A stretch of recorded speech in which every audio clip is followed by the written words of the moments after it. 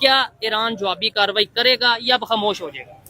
देखें, I am expecting that कि Iran इसके खिलाफ जवाबी कार्रवाई करेगा।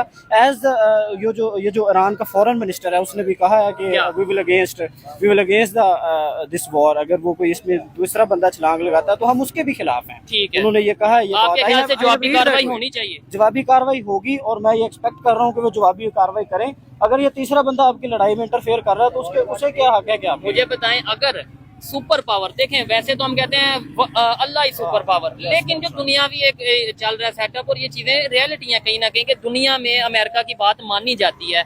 अगर सुपर पावर के अगेंस्ट वो रिटेलिएट करता है, आपको नहीं लगता कि फिर वो बड़ा वर्स्ट किस्म का रिएक्ट करेगा अमेरिका और फिर एक वर्ल्ड वॉर टाइप एक इन्वायरमेंट बन जाएगा? आपको नहीं लगता है ऐसा? I was studying article last night. मैं एक आर्टिकल रात को पढ़ रहा था जिसमें वो यही लिखा था कि ये एक बहुत बड़ी जंग का शुरुआत भी हो सकती है, जिसे हम स्टार्ट कहते हैं, जिसे कमेंट्स कहते हैं कि, और जियो पोलिटिकल इशूज जो बनेंगे इसके बाद वो भी तो ऑब्वियस हैं।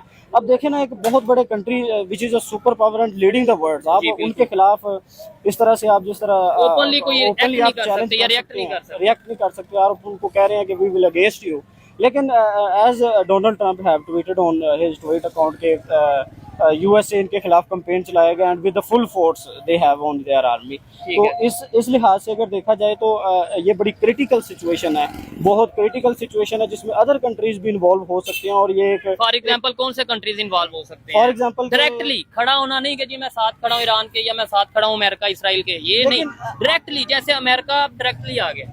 लेकिन डायरेक्टली अमेरिका के खिलाफ मैं नहीं एक्सपेक्ट कर रहा कि कोई कंट्री आएगा। चाइना वो उनके साथ अदर अफेयर्स हैं उनके। चाइना जो है ना वो उनकी इकोनॉमी को डाउन करना चाहता है, यूएस उनकी इकोनॉमी को डाउन करना चाहता है। They are against on the pool points. नहीं, आपने शायद सुना ही होगा, देखने वालों ने भी सुना होगा कि चाइना, रशिया ऐसे कंट्रीज की तरफ से, नॉर्थ कोरिया की तरफ से स्टेटमेंट्स आती रही हैं डायरेक्टली या इनडायरेक्टली। नहीं, उन्होंने बोला है कि अगर अमेरिका इन्वॉल्वमेंट करेगा तो हम भी करेंगे। आपको लगता है ये पॉसिबल है? मुझे नहीं लगता कि ये पॉसिबल है, क्योंकि they are the super powers, they are all the super powers and this will be the even if this war is started this will be the end of this even countries. ठीक हो गया, मतलब पूरी दुनिया को नुकसान पहुंचेगा। पूरी दुनिया को नुकसान। ठीक है, इस टाइम ऑयल की कीमतें सुनने में आ रहा है बढ़ जाएंगी दुनिया भर में, खासतौर पे यूरोपियन कंट्रीज में, क्योंकि ईरान ने ये ऐलान किया कि जो रास्ता जाता है, ठीक है, स्ट्रेट ब्लॉक, वो उसे ब्लॉक कर देंगे। हाँ, और उन्होंने ये भी कहा है कि अगर अमेरिका इसमें मजीद इंटरफेयर करेगा तो हम इनके जो शिप है जो उनके करीब जो मेडिटेरेनियन सी है और whatever the sea they have, ठीक है, और उसके ऊपर वो अटैक करेंगे। बहरीन के जो अड्डे हैं, अमेरिकन अड्डे वहाँ पे मौजूद हैं, उसके ऊपर करेंगे। इसके अलावा और बहुत से जो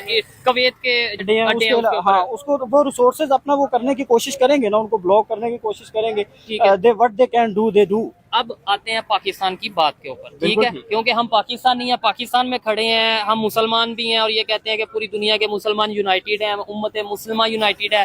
पहले फलस्तीन, गजा, फिर अब ईरान की बारी, इसके बाद पता नहीं किसकी बारी हो सकती है। अगर हम पाकिस्तान किसके साथ खड़ा है? पाकिस्तान भी एक इंडिपेंडेंट है, वो अपनी स्टेट पर खड़ा है। लेकिन नहीं, इस जंग में किसके साथ खड़ा है? जंग में वो अभी तो न्यूट्रल है मेरे ख्याल में, अभी तो वो किसी के साथ भी नहीं खड़ा। लेकिन इन फ्यूचर मुझे लग रहा है कि they will support the Iran, but this is the worst of the case. लेकिन ये उस केस में है जब बात हद से बढ़ जाए। अच्छा, ये शायद उस केस में हो गई, ये बड़ी वर्स्ट कंडीशन हो जाए, जब पता चले कि भाई फुल चीजें फ्लैज हो गई हैं, तब शायद ये पॉसिबल हो।